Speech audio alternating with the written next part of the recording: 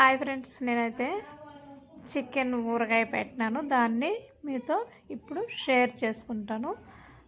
నేను ఎలా చేసినాను అలాగే చెప్తాను, సరేనా? చికెన్ వచ్చేసి బాగా నీట్గా కడిగి నీట్గా పెట్టుకోవాలి. తర్వాత వచ్చేసి ఒక ఒక స్పూన్ వచ్చేసి అది సాల్ట్ వేసుకోవాలి. కొంచెం దాంట్లో అర్ధం స్పూన్ వచ్చేసి పసుపు వేసుకొని కలుపుకొని కలుపుకొని ఉన్న తర్వాత వచ్చి స్టవ్ పై వాటర్ పోయాలి.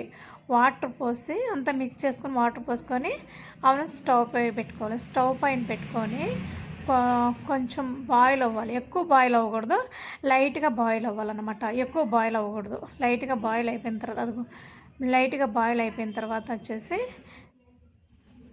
లైట్గా బాయిల్ అయితే చాలు. ఎక్కువ బాయిల్ అవ్వాల్సిన అవసరం లేదు. లైట్గా బాయిల్ అయిన తర్వాత సైడ్లో పెట్టుకొని తర్వాత కొంచెం తెల్లగడ్డలు, కొంచెం అల్లము తీసుకొని నీట్గా పక్కన పెట్టుకొని, తెల్లగడ్డలు బాగా పొక్కు తీసుకోవాలన్నమాట. పొక్కు తీసుకొని నీట్గా అల్లం కూడా నీట్గా క్లీన్ చేసుకొని మనం మిక్సీకి రుబ్బుకోవాలన్నమాట. అది కచ్చపచ్చగా నీట్గా చేయకూడదు, స్మూత్గా చేస్తే టేస్ట్ ఉండదన్నమాట. అంటే మిక్స్ ఎక్కువ చేయకూడదు, లైట్గా చేయాలన్నమాట. చెప్పేకి రావటంలో నాకు అదేమో. ఇంక తర్వాత వచ్చేసి ఇది వచ్చేసి మెంతులు ఆవాలు, దాన్ని కూడా పొడి చేసి పెట్టుకోవాలి మనము.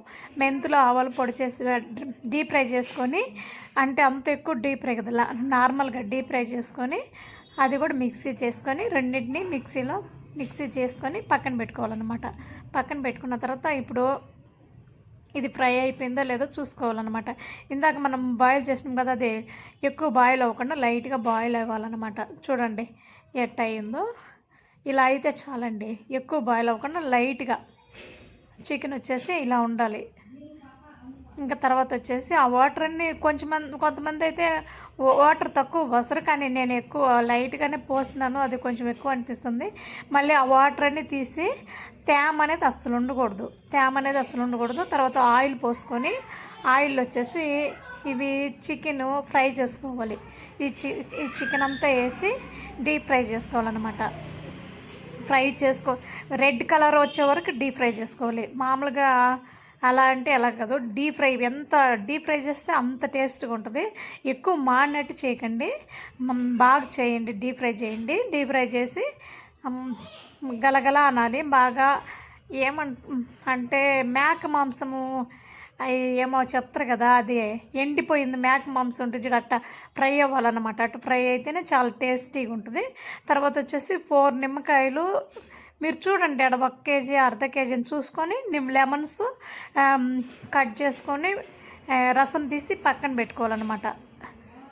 రసం తీసుకొని పక్కన పెట్టుకొని తర్వాత వచ్చేసి జింజర్ గార్లిక్ పేస్ట్ ఉంటుంది కదా, జింజర్ గార్లిక్ పేస్టు ఇది ఈ డీప్ ఫ్రై చేసినాం కదా, ఇది చికెన్ని దాంట్లోనే ఇది ఫ్రై చేయాలి. పచ్చివాసన అంతా పోయే వరకు డీప్ ఫ్రై చేసి, తర్వాత చికెన్ ఉంది కదా, చికెను మళ్ళీ పేస్ట్, జింజర్ గార్లిక్ పేస్టు, కారము, ఇంకా సరిపడినంత ఉప్పు అంతా నీట్గా వేసుకొని కలుపుకోవాలన్నమాట. కలుపుకొని లాస్ట్లో వచ్చేసి లెమన్ పిండుకుంటే అప్పుడు టేస్ట్ సూపర్గా తిరుగుతుంది. నేనంతా ఎక్కువ లాంగ్ అవుతుందని ఎక్కువ తీయలేదు, అందుకే లైట్గా వీడియో తీసినాను. సూపర్ టేస్ట్ కుదురుతుంది, ట్రై చేయండి, చాలా బాగుంటుంది. అయితే నేను కూడా ట్రై చేశాను, చాలా సూపర్గా వచ్చింది.